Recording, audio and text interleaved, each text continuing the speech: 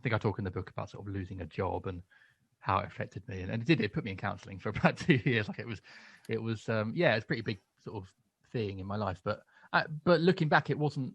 And I hope this comes across in the book. Like I really hope that what comes across in the book is that I'm not like slacking off the company. I definitely won't ever work there again. I don't think. But they've gone from strength to strength as it happened since I left. So fair play to them. It was more me trying to reflect on like what I've learned and like how I sort of dealt with the situation. And looking back, it was a multitude of factors. It wasn't just what I did. But yeah, I felt very at fault massively, and I felt like I'd screwed up this massive opportunity and I'd done all these things wrong, and I kept remembering all the moments that had gone wrong on the show. Couple on live on TV that really made I felt like were huge errors. Again, looking back, they weren't that big really, but yeah, I massively felt like I'd failed. But I don't know if it's an age thing, but I think the older you get, you just realize that actually there are so many reasons that things happen in life, and it's very rarely your fault.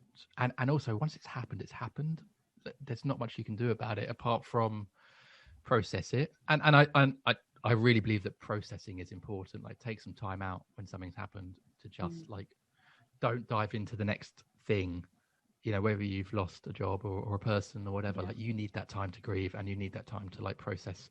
Your brain is doing a million things at once, and it's totally cool to take a week, a month, 6 months, whatever off to be like, I need to work through this, because then you can come back as a different person. But I think if you, maybe not a different person, but you then have the chance to really sort of move on. But yeah, although I think that's so important. Give yourself time. I don't think we do that with anything in our lives, really. I think we're all such fast-paced people, especially when I was living in London, especially like moving out here has been a little bit more sort of breath in the lungs. But I think we all just are obsessed with working and what's the next thing and cracking on. But you need time. Time is so important and can really be the difference between you having a bit of balance and feeling okay or feeling overwhelmed.